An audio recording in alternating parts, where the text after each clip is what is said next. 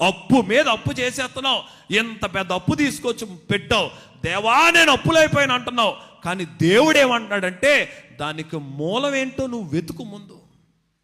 నీ ఇంట్లో నరకమే, నీ ఇంట్లో గొడవలే, నీ ఇంట్లో పెంటే నిజమే, దానికి మూలం ఏంటి?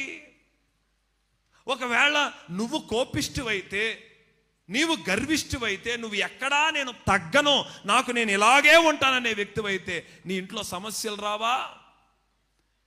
నెహెమ్యా ఆ పని చేసేటప్పుడు అసలు ముందు ఆ గుమ్మాలు ఎట్లా కాలిపోయినాయో దాన్ని నేను ఎలా బాగు చేయగలనో ఆలోచిస్తున్నాడు. ఒక మాట చెప్తున్నా, మా అబ్బాయి పాడైపోయాడని ఎవరన్నా చెప్పారంటే మాత్రం నాకు ఒళ్ళు మండిపోద్ది.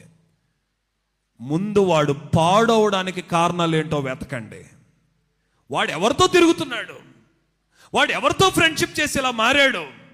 మా అమ్మాయి ఫోన్లు మాట్లాడుతున్నాడు, సిగ్గు లేదా? ఎందుకు మీ అమ్మాయి అలా మాట్లాడుతుంది?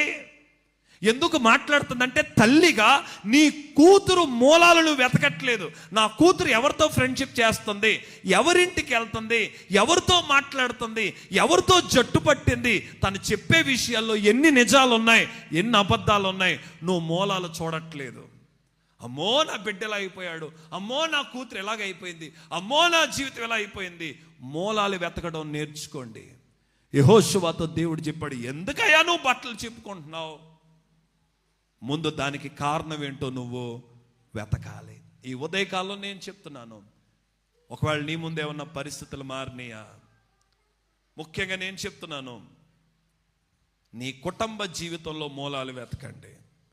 ఎప్పుడు ఒకరి మీద ఒకరు నిందించేసుకోకండి.